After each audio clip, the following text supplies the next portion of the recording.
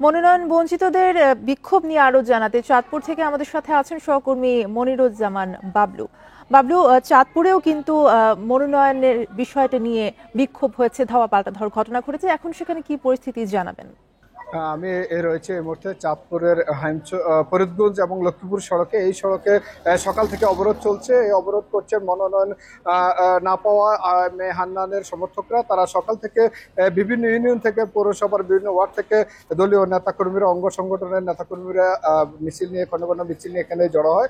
এখানে কিন্তু সকাল থেকে তারা সড়কে টায়ার জ্বালিয়ে সড়ক অবরোধ করে রাখে। তাদের দাবি হলো এই আসলে যাকে মনোনয়ন দেওয়া হয়েছে চাঁদপুর ৪ ফরিদগঞ্জ আসন, এখানে তাদের পছন্দের প্রার্থীকে মনোনয়ন দেওয়ার দাবি জানিয়েছেন। তারা জানাচ্ছেন যে 72 ঘন্টা তাদের এই 72 ঘন্টার মধ্যে তাদের যাকে মনোনয়ন দেওয়া হয়েছে সেটি পরিবর্তন করে এম এ হান্নানকে মনোনয়ন দেওয়ার দাবি জানানো হয়েছে।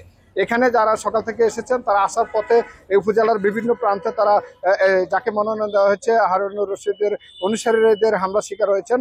কয়েকটি মোটরসাইকেল এবং অটো গাড়ি ভাঙচুর করা হয়েছে এবং 8 থেকে 10 জনের মতো আহত হয়েছে বলে জানিয়েছেন এখানকার এম এ হান্নানের সমর্থকেরা। তাদের দাবি হলো বিগত দিনে এই আসলে তিনি উপজেলা বিএনপির কর্ণধার ছিলেন এবং এখানে তিনি কারাবরণ করছেন, নেতাকর্মীদের তিনি আগলে রেখেছেন বলে তিনি বলছেন।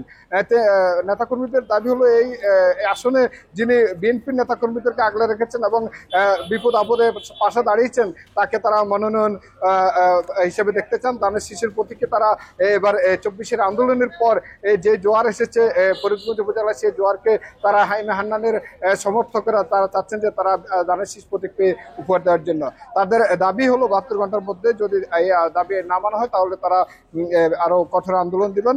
আমরা জানি যে চাঁদপুরে যে 5টি আসন রয়েছে, 5টি আসনের মধ্যেই কিন্তু এই চাঁদপুর 4-এই আমরা বিশৃঙ্খলা দেখে আসছি।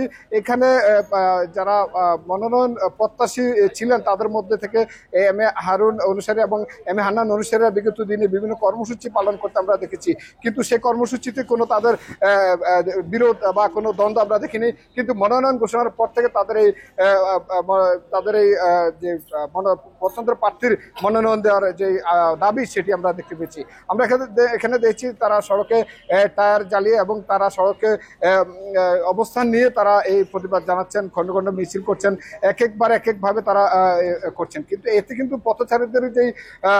পথচারীদের দুর্ভোগ হয়েছে এবং এখানে আমরা জানি যে চট্টগ্রাম এবং খুলনার যে একটি সড়ক রয়েছে, ট্রানজিট সড়ক রয়েছে, সেই সড়কের কয়েকশো ট্রাক কিন্তু সড়কে অবস্থান নিয়েছে। সেগুলো কিন্তু ইতিমধ্যে কিন্তু আধা ঘন্টার জন্য শিথিল করে তারা একটি সুযোগ দিচ্ছেন সেগুলোকে, এবং আধা ঘন্টা পর আবারও আন্দোলনে তারা নামবেন বলে আমাদেরকে জানিয়েছেন এম এ হান্নান সমর্থকরা। চাঁদপুর থেকে ছিল আমার কাছে সর্বশেষ। চাঁদপুর থেকে সবশেষ খবর জানাচ্ছিলেন সহকর্মী মনিরুজ্জামান বাবলু।